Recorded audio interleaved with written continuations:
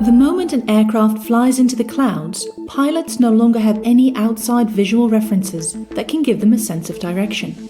Because of that, they may have the feeling that the aircraft is flying horizontally, while in reality it is banked and making a turn. This feeling is called spatial disorientation.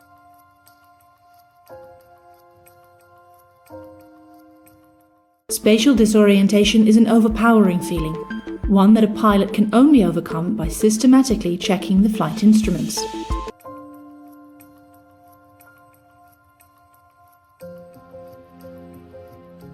But if a pilot is distracted from the instruments and he guides the aircraft by his senses, sensory illusions possibly form a serious threat.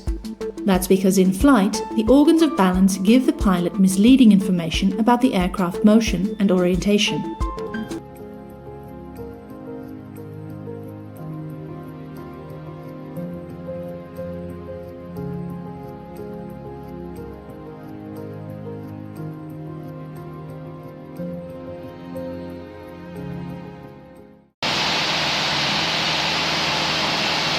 Getting a little steep there.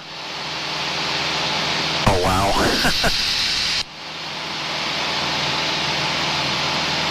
I thought we were flying level.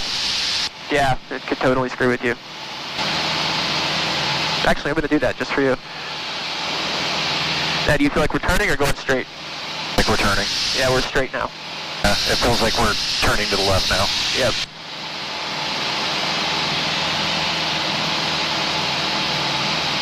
I definitely feel level right now. Yeah, we're turning again.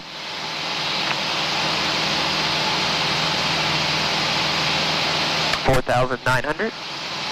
A weird feeling. Yep. Yep, here we're turning.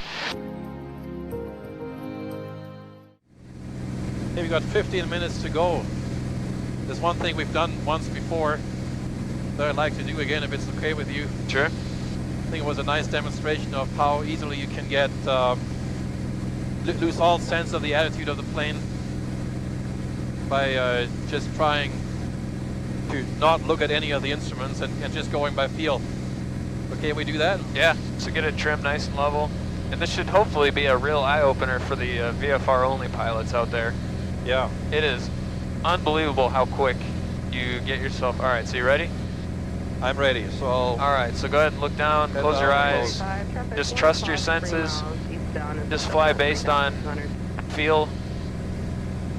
No peeking. All right, this is looking beautiful.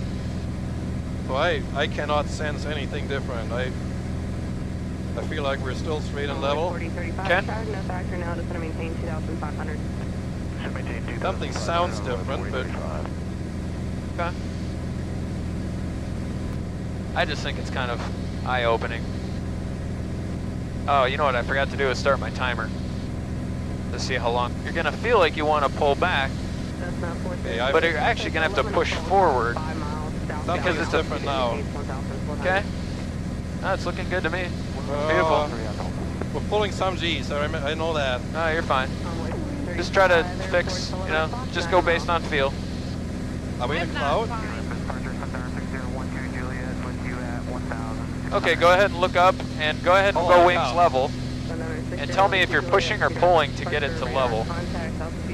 What kind of control forces are you experiencing?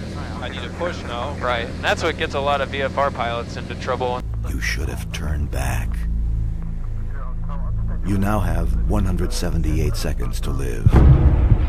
You push the rudder and add a little pressure on the controls to stop the turn. But this feels unnatural, and you return the controls to their original position. This feels better, but now your compass is turning a little faster, and your airspeed is increasing. You scan the panel for help, but you don't find any. It doesn't make any sense. You're sure you'll break out in a few minutes, but you don't have a few minutes. You now have 100 seconds to live. You glance at your altimeter and are shocked to see it unwinding. You're already down to 1,200 feet. Instinctively, you pull back on the controls, but the altimeter still unwinds. The tack is in the red, and the airspeed's almost there too. You now have 45 seconds to live. Now you're sweating and shaking, There must be something wrong with the controls. Pulling back only moves the airspeed deeper into the red. You can hear the wind tearing at the airplane. You have 10 seconds to live. You see the ground. The trees rush up at you. You can see the horizon if you turn your head far enough, but it's at a strange angle. You open your mouth to scream.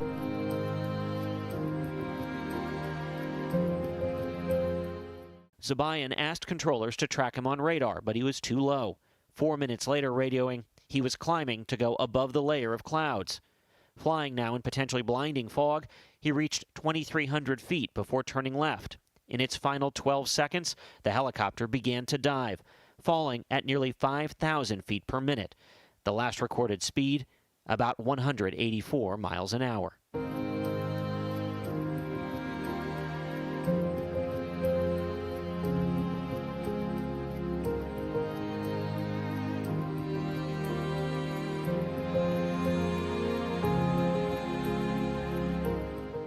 So Kurt, first, thank you so much for speaking with us today. If you could just tell us a little bit about your history, because you flew Kobe himself for years, right? 2 years, from 15 and through 17, yeah. And here's the last, the retirement flight, his last game. What is it like for you when you hear this news, when you knew people in that helicopter? It's like anything else, it's surreal. I mean, something happening in the, in your community, the helicopter industry is not as big as people think. So yeah, it hits home, I mean, you knew the pilot and then all of a sudden they're gone. So I just don't know that, did Kobe own No. this helicopter? He didn't. No, Okay. no. So if it's being maintained, it's by the company. yeah, the company owned it and then he would, rent it or lease it when he wanted it. Okay, but always with the same company. Yeah, regularly. yeah.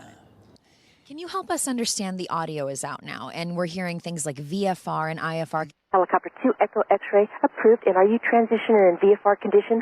VFR condition 1,500 to Echoes.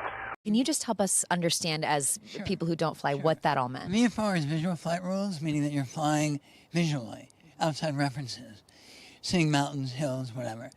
IFR is instrument flight rules, is where you're flying solely based on instruments. So, two different animals. So it wasn't that he was flying dangerously low, it was that they couldn't get in touch with him and help him. They could not get him under, they didn't have him on radar because he was of his altitude. But that could have been, even at 1,000 feet out there, I don't believe they can get you on radar.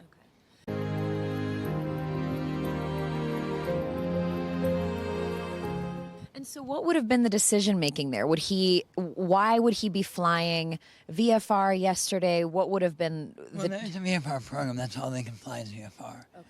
Yeah, they're not an IFR program. Okay. So I'm just trying to understand the logistics. So he's up there, it is foggy. And was he then asking, can you give me flight following maybe to help with the fog? They don't provide weather. Okay. I don't know why he wanted to go on with SoCal, but And